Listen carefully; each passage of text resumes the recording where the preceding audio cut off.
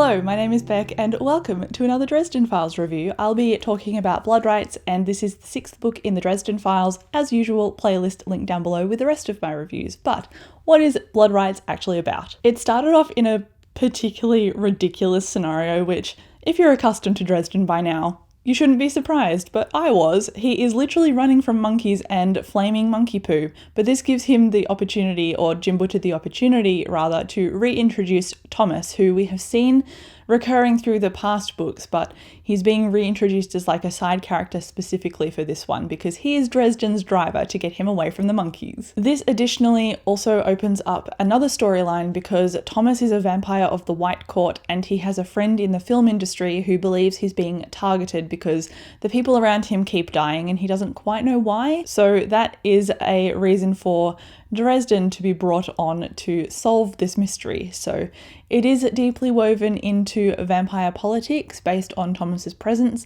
There is also obviously the murder mystery that is happening at the same time, and there are a few magical components going along with this as well. Before reading this book, I was really glad that I didn't actually look up the plot for it because I read the plot after I'd finished it, and the plot actually kind of gives you a way to preempt what is going to happen in the book, and it takes some of the surprise away. So I would recommend not reading the blurb for this before you actually read the book itself because, like I said, it will make things a little bit more predictable for you. And because I didn't, I really enjoyed reading this and all the surprises that came with it. I actually gave this a 5 out of 5 stars, and this is more than I gave Deadbeat, which was 4.5. And the reason that I've raised my rating for this is because this got more of an emotional response from me, and it had more of an emotional impact than Death Masks did. So, 5 out of 5, like I said. I particularly loved how faith and family were themes in this book, and we got to explore those themes from multiple facets. So we got to see it from Ebenezer and Dresden's relationship because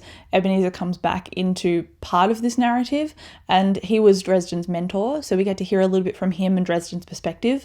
And then we also get to see Murphy and her huge family and how they're not quite as functional as you would hope they would be, so we get to see more of that side of Murphy, which I really liked. It humanized her more, and I liked that we also got to see more of the vampire court politics, which played an integral part in this as well with Thomas and his background. So I love how all of those things became a mixing pot around the themes of family and faith. And just on the faith and family thing, I can't say specifically what it was because these are specific beats in Dresden's and Murphy's character development, but faith was very, very well mirrored in two story aspects in this book, with faith and the way that Dresden and Murphy experienced and reacted to things in this plot. That's all I can say, and if you want to talk about a spoiler of what it is, just put spoiler in your comment and I will talk to you then. But just so you know, that was something that I loved in this, and it's actually something that my partner didn't pick up. So when I talked to him, both of us were like, and it was an awesome moment of both of us realizing things about these characters. So that added an extra layer to my enjoyment of this book. One of the things that I've wanted from this series so far is seeing more of Murphy. And in this book, that is what was delivered. I have been waiting for 6 books and it finally delivered here. Well, I've been waiting for 5 books and this is book 6, but you get my gist. This had Murphy and Dresden teaming up with another character that we haven't really seen mentioned very much before. And I loved not just seeing Murphy as a peripheral character. Like I said, we saw her family, we saw more into her life rather than just seeing her investigate murders and calling on Dresden to help find out the cause. But this time we got to see her in action and almost from start to finish, and I really enjoyed that. The only thing that is a disappointment to me a little bit about this is that Murphy's character was a little bit stereotypical. Like, she rejects femininity in order to be strong, and women, in my perspective, don't have to be like men in order to be strong. They can show that in very different ways. So I'm hoping that's just a sign of the time that this is written and it is more developed better later. But if it's the sign of the times and if it's just how this is Murphy's character, then I'm just going to have to accept that. It didn't deplete my rating, but it's just something I noticed. Like, she doesn't wear makeup, she rejects wearing dresses, she doesn't like feminine stuff, and she's also quite a small petite character, so she's learned judo and she's become a cop to fight against the way that people perceive her. So those were things that I was like, meh, about her character, but I like her and Dresden's relationship and their banter and their development. So It's not like it's just her being a cardboard cutout. She's getting emotional character development. So I can not ignore this, but just kind of park it like, okay, that's a thing, but I'm liking what's happening with her character, if that makes sense. Additionally, there was also a moment in here that was like a little bit too forward, not between her and Dresden, between her and another character, Kincaid. And I read it and got quite frustrated by it. And then that piece of plot was used later on in the next book as an excuse for something. And that excuse was just putting Murphy to the side so that the plot could happen while she was out of town. And if you needed that excuse, you could surely think up a different way than potentially sexually assaulting her. Like, it wasn't I don't even know how to describe it. It was just a moment that could have been handled with a bit more care.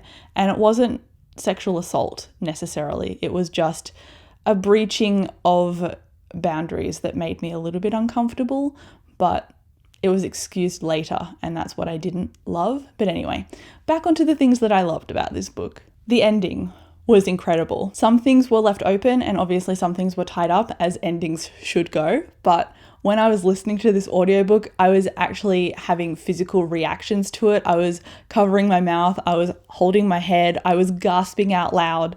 I loved it so much. I found the pacing in this super tight. It was so good. The characters had very distinct character arcs, which I loved. It wasn't just Dresden, like I said, it was a couple of other characters in addition to Dresden, Murphy included. I love the themes of family and faith and how that really played an integral part in this book in multiple avenues, not just the one story arc, which is just the detail was excellent. And this was just basically a culmination of a bunch of things that I wanted from this series, especially with Murphy and Dresden teaming up. That just added extra enjoyment for me to this book. So that is why I gave it a 5 out of 5 stars, because it also gripped me from the very beginning. Unlike the previous book, which took a little bit of time to situate, this had just the perfect amount of busyness, of action, and of character development, and it balanced it all quite well, which is why I gave it 5. So apart from the 2 blips that I mentioned with Murphy's character, they were very, very minor, and the story progressed past them. It gave proper emotional character arcs to these characters. So apart from those 2 little things that I disliked about the book, overall, in terms of plot, pacing, characterization, and action, I loved this.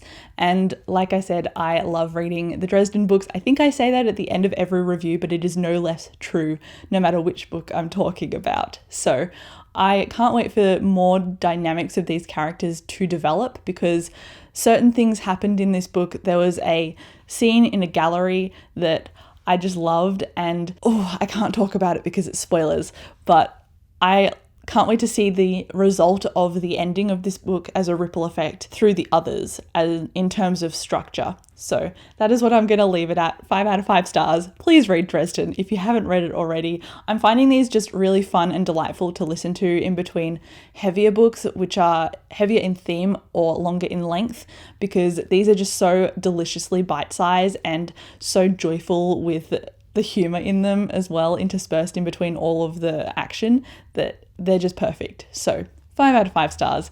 Blood Rites was awesome. Can't wait to continue. Thank you so much for watching this video. Chat to me down in the comments, and I'll see you in my next one. Bye.